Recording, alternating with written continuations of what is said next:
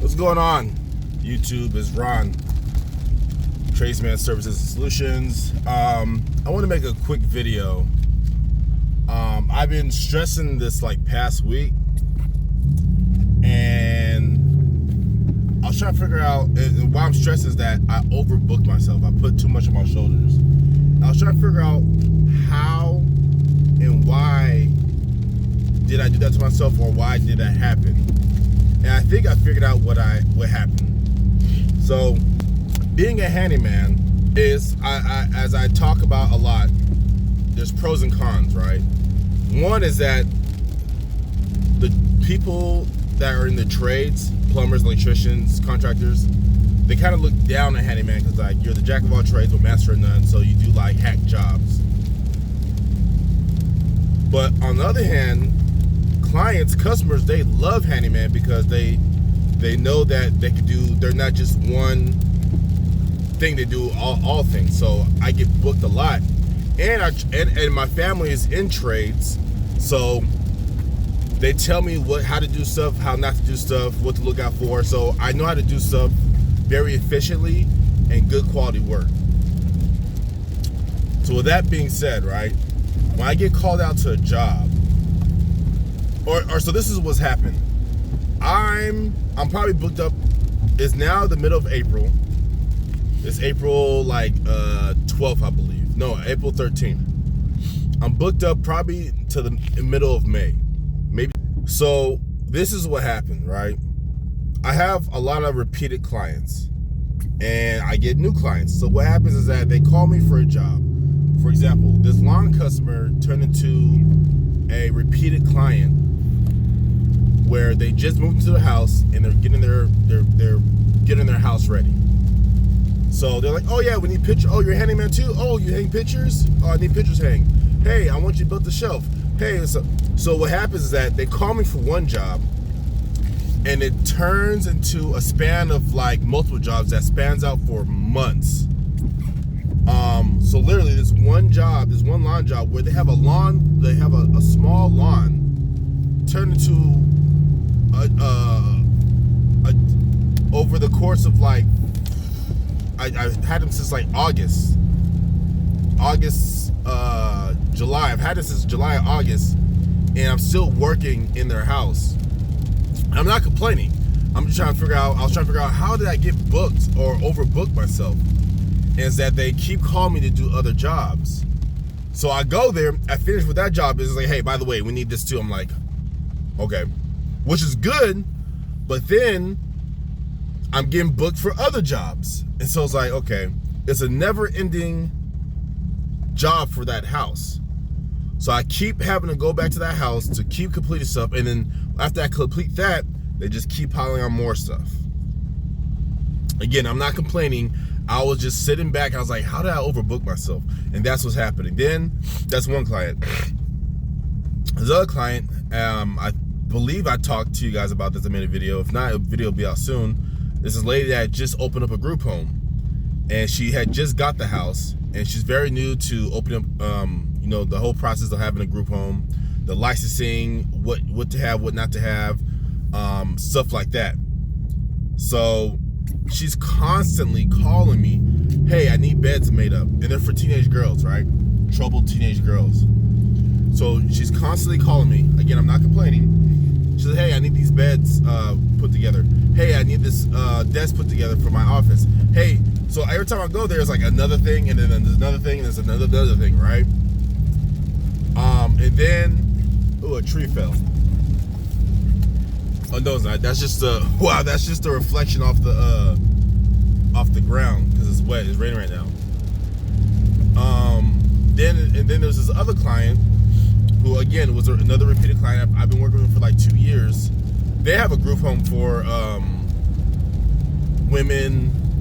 I don't know what type of group home this is, but a whole bunch of ladies live there, and there's like 4 refrigerators. No joke. I'm not gonna say they're troubled, but maybe they're, I don't know. So then there's this group home. These are like older ladies, and they constantly need stuff done at the house. Hey, the light bulb's out. I'm like, you don't know how to I know you guys have a step stool there. You guys don't know how to change light bulbs. I have to go over there, right? And I charge the owner whatever the price. And he knows I'm good for it. He's never questioned me about the price. And I always let him know in advance, like, hey, this is what. So just recently, he called. He's like, hey, I need you to go over to this group home because they said there's a leak underneath the toilet. I hate plumbing, right? So I'm like, all right, I'll go over there, right? And why he called me to do this, I'm already on another project. I'm doing a turnover. This is my first turnover I had since I'm being self-employed. And I need to get this done in like 4 days, right? So I run over there. Sure enough, there's a leak underneath the toilet. I ripped the toilet up. And before I even ripped the toilet up, I noticed that one of the bolts that hold the toilet down to the ground is super loose. So I'm guessing what happened is that the toilet, when they go sit on it, it shifts, and so the water seeps out from the bottom. So I ripped the toilet up, and when I ripped the toilet up, a towel comes up with it, like it breaks off and comes with it. And I'm like, oh man. So I see that, and then there's another loose towel there too. So I lift that tile up. It was no issue, just came up. And I see water's all in the motor, and I'm like, oh man. So I'm like, okay. I had to go run to, I was like, maybe, and then I'm like, oh man, I gotta see if I gotta do a dry rot test. But I'm not gonna do it right now because it's still wet. So I had to go to Home Depot. I wanted to rent a fan, but they didn't have a fan to rent. And so I just bought one. Came back, I was like, hey guys, this toilet is out of commission. You guys can still use the sink and the shower, but you guys can't use the toilet. I'll plug the toilet, drain it up, left the fan running overnight, came back. I was like, okay, cool. Scrape off the excess motor, and I poked it, and luckily it had a backer board, or a hardy backer. I forget what it's called. So I did a dry rot test. Cool. It's still salvageable. So now I'm noticing like other tiles are popping up too. I'm like, oh my gosh, right? So I'm trying to scrape up all this motor down so I can put the tiles back down. And then I get an email from this other past client that I gave a quote a long time ago. Actually, two clients, right? One was for a property that wasn't too far from where I live. The tenant has a roof leak. And when I went there like the last week, I saw that the gutters are like clogged because I see weeds growing from them. So I was like, okay, I know what that is. It's a whole bunch of dirt and mud in those gutters, and it's blocking the drainage from in the gutters, so the water's not draining. So what happens is that when the gutters get clogged, the water's not draining, so water rises and it tends to like go into the roof. And I'm guessing that's what happened because their doorway for the front door, the trim's coming off and you see water damage. And then there has to be a roof leak somewhere because their ceiling, there's leaking in there too. So they called me and said, hey, we have a property right next door. Can you give us a quote for that? I'm like, oh gosh. And I think one of my problems is that I don't know how to say no. So I'm like, yeah, I'll get it done. And then another property called me. They acquired another property, which the tenant already existed in. I already gave them a quote for that. There's a lot of stuff that is an old property. And I already gave them a quote for that, but they want me to go back and say, oh yeah, can you get a quote for this to fix the garage door and to replace the windows and to see how much it really costs to fix the roof. And I'm like, okay, dude. And so that's where I'm like, oh my gosh. And I want to get these quotes done because I know how it is when I'm waiting on somebody to give something to me when they say they would give it to me. So I'm trying to give them the quote at the same time I'm trying to finish these other projects, and they're just piling on top of each other. And then what happens is that one project is actually bigger than I thought it was. For example, like the toilet.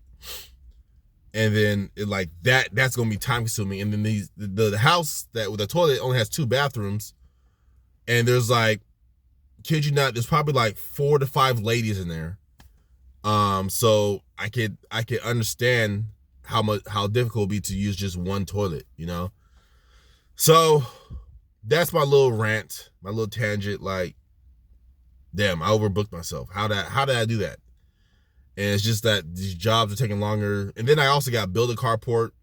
I have to tear down, and then I got to build my fence because the probably like a month ago, we had, maybe 6 weeks ago, we had some strong winds and it blew our fence down. So I got to fix my fence. And then I just remember talking about fences. I had to give a quote to another client who got a quote for a fence. So yeah, it's just piling up. And it's almost to a point where I think I need like a second person so he can either come with me to knock these jobs out together, or I could send him to a job to where he could, take care of that while I take care of other stuff. So I'm done. I just wanted to make that video. Just, it's nothing valuable. I don't know if it's anything valuable with this video. It's just that I want to make a video how I'm stressing out. Maybe it was more for me, just to get it out so I could be less stressed instead of holding in. But yeah, I'm about to head to Home Depot, have to get some more supplies. So I'll see you guys later.